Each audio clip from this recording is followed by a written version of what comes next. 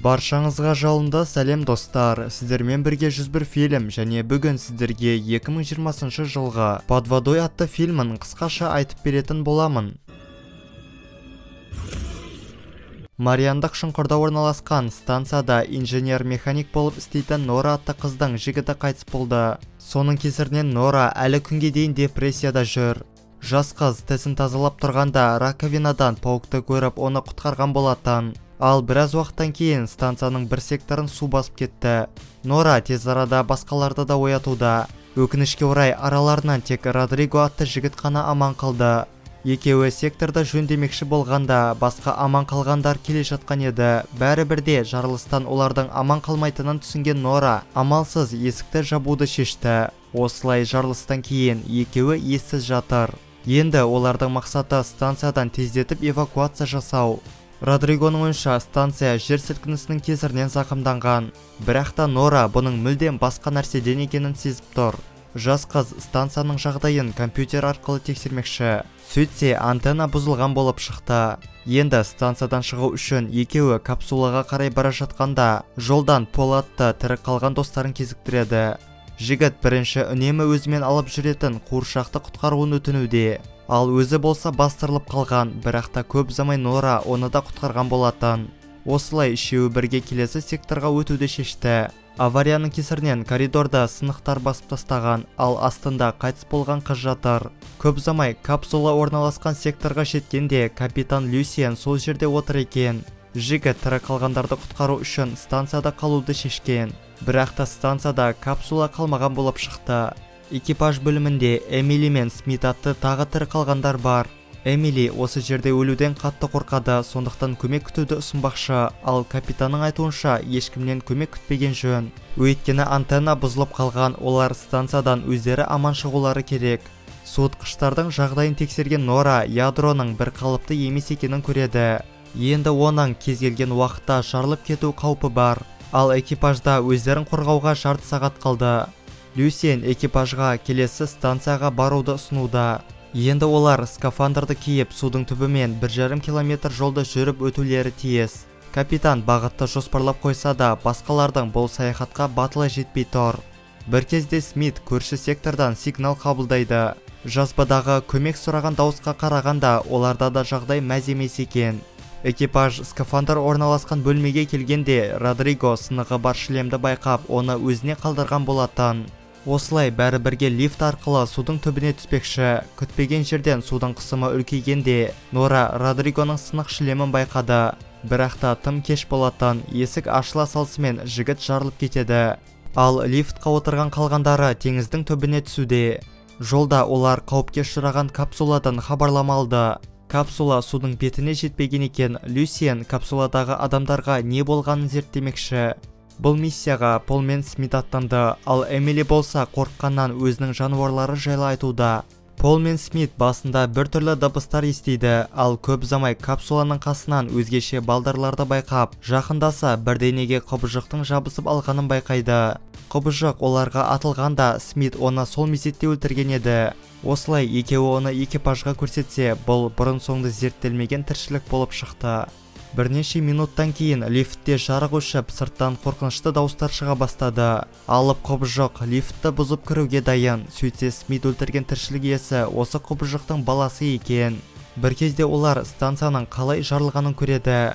Оның сынықтары лифтқа құлағанда лифт істен шығып төмен қарай құлайды. Енді экипаж тез арада лифттан шығулары керек. Смит Нораны құлап бара жатқан сынықтан құтқарып, өзі астында қалған болатын. Енді оның скафандры жарамсыз екен. Жақын маңдағы Мидуэй станциясына келген экипажды сыртта үлкен проблема күтіп тұр. Олар қанішер құбыжықтар. Люсиен келесі станцияға жету үшін жүк таситын арбаны қолданбақшы. Жарты жолдан олар арбадан түсіп жаяу барулары қажет, өйткені тоннельді ары қарай су басып кеткен. Бірінші болып Нора судың түбімен арғы бетке өтуде. Алдағы жол жүруге қолайлы екенін байқап, қалған экипажды артынан шақырады.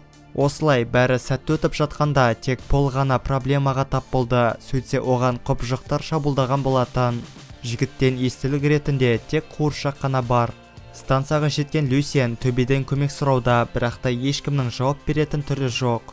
Осы кезде қалғандары теңіздің түбін қазбалау кезінде қандай құбыжықты оятқандарын түсінер емес. Капитанға бәрібір оның міндеті экипажбен бірге келесі робок станциясына жету. Осылай жолға аттанған топ мүшелеріне әлгі құбыжық шабуылдап Смитті өзінің үңгіріне алып кетеді. Бірақ та капитан мен Нора тростарын жалғау арқылы Смитті құтқарған болатын. Бұны байқаған құбыжық капитанды қолға алып жоғары қарай көтергенде тросқа байланған Нора да артынан кетті. Қуанышқа орай жас қыз лифтті ұстап үлгергенде құбыжық қыздың дәмін көрмекші болады. Бірақ та шлем оған кедергі болып тұр. Құбыжық қайта капитанды жоғары етергенде Нораны да өзімен алып кетпес үшін Люсиен тросты кескен болатын. Көп ұзамай жарылыс болып, Нора төмен қарай құлайды. Есін жиған қыз жаяу жүріп, өзі тұратын Шепард станциясына жетті. Осы жерде оған біраз демалу керек. Кейін келесі станцияларға аттанады. Бұл жерде де капсула жоқ болса да, ауамен скафандрды шешуге мүмкіндік бар. Жас қыз қалған экипажбен байланысқа шығайын десе жауап жоқ. Енді станцияда ұзақ уақыт отыра алмайтынын түсінген Нора өзімен ракетницаны алуды шешті. Осылай робок станциясына аттанған жас қыз жолдан достарын іздеуде. Көп ұзамай наушниктен Эмилидің дауысын естіген Нора көмекке барса, Эмили есінен танған Смитті сүйреп барады екен. Енді екеуі бірге Смитті сүйреуде. Эмилидің скафандрінде аз ғана ауа қалды. Ал қыз болса кішкене паника ұстап жүр. Эмили Смитті ұнататын болып шықты, сондықтан өзі құбыжықтардан қанша қорқса да, жігітті теңіздің түбінде тастап кетуге дәті жетпеген. Көп ұзамай робок станциясына келген екеуі ұйқыдағы құбыжықтардың толы екенін байқайды. Ақырын олардың араларынан өтпекші болғанда Эмилидің ауа аз қалды деген сигналы жанады. Сол кезде Смит те оянған болатын. Құбыжық Нораға шабуылдағанда екеуі станцияға кіріп үлгерді. Енді құбыжыққа жем болған қыз ракетницамен оның ішін тесіп шықпақшы. Сыртқа шыққан Нора бір кезде құбыжықтардың ең үлкенін көреді. Мына құбыжықтар оның қасында ойнамай қалады екен. Сол кезде жас қыз станцияға шабуылдаған осы жер асты құбыжығы екенін түсінді. Адамдар теңіздің түбін қазамыз деп нәтижесінде ежелгі құбыжықты оятқан. Құбыжық станцияны соққанда жарылыстан Нораның шлеміндегі ауа азаяды. Тек көмекке Эмили келмегенде жас қыз сол жерде жан тапсырар еді. Осылай станцияда олар екіге бөлініп капсуланы іздеуге көшті. Сөйтсе 3 капсуланың біреуі істемейді екен.